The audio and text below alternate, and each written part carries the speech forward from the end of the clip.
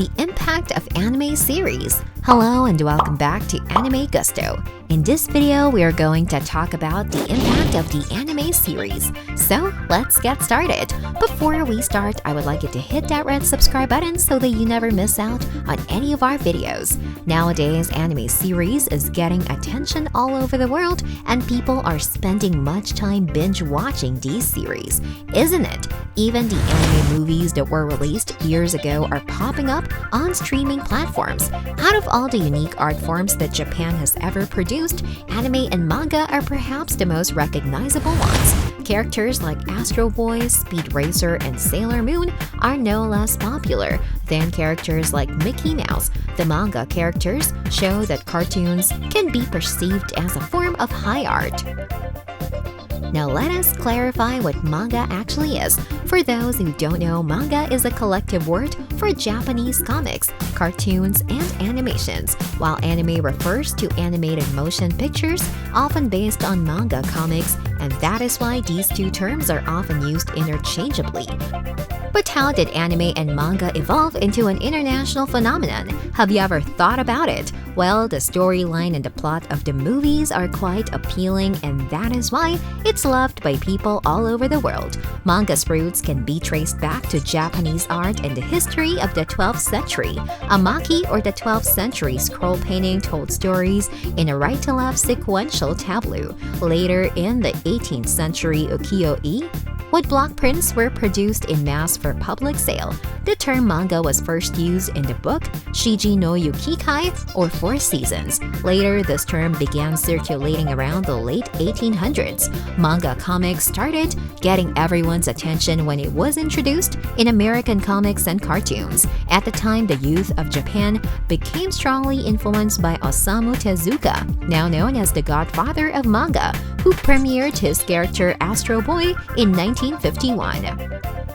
He was often compared to Walt Disney and helped greatly to shape the manga and anime industry through his skills. It was he who made the wide-eye characters and cinematic VFX popular in the industry. Early on, he directly adapted the Disney animated films Bambi and Pinocchio to manga form. Later, he created everything for the manga and anime industry, starting from light-hearted comic genres to adult and ambitious versions. He produced it all. Over the years, the manga and anime industry has been commercialized to make profits, unlike the previous versions, which were not solely focused on making money. Today, the anime industry creates enormous wealth, all thanks to the viewers and supporters of anime. Since 1950, the term gegika has been used to describe darker, more complex, or literary tales. This is quite similar to the Western version of graphic novels. Yoshihiro Tatsumi contributed greatly in this genre to create impressive storylines and has indeed opened a path for other aspiring artists to work in this genre. One of the most prolific and popular manga artists to date is Naoki Urasawa. Born in Tokyo in 1960, he is also known as the next Tezuka for his impact on the anime and manga industry. He has worked in this field for more than 40 years. Monster and 20th Century Boys are some of the best sellers that he has produced over the course of time.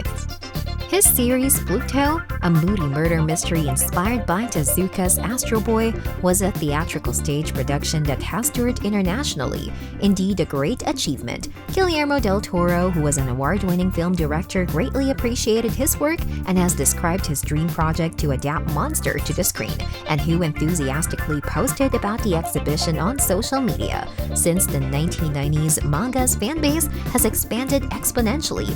Dragon Ball Z, Death Note, Sailor Moon, Pokemon were the first series that gained popularity all over the world, and the same series were the first ones to be telecasted on TV. Original feature-length anime named Studio Ghibli helped to pave the way for mainstream anime. Companies like Tokyo Pop, founded in 1997 and Crunchyroll in 2006, contributed by translating and distributing their works to non-Japanese audiences. All this greatly helped to make the manga series more popular and reach various parts of the world. In an interview, Osamu Tezuka was asked to define the medium that he helped create, to which he replied, "Manga is virtual, manga is sentimental, manga is resistance, manga is bizarre, manga is pathos, manga is destruction, manga is arrogance, manga is love, manga is kitsch, manga is a sense of wonder, manga is..." There is no conclusion yet. If you want to learn more about the wide, colorful world of manga and anime, stop by the Japan House Library to check out selected volumes from pioneering artists like Naoki Urasawa and Osamu Tezuka. This brings us to the end of our video. I hope you enjoyed it. Hit like if you did, and don't forget to subscribe to our channel so that you don't miss any of our videos in the future. Also watch the 2 videos that are on your screen because I'm sure you love them. With that, I'll see you in the next video.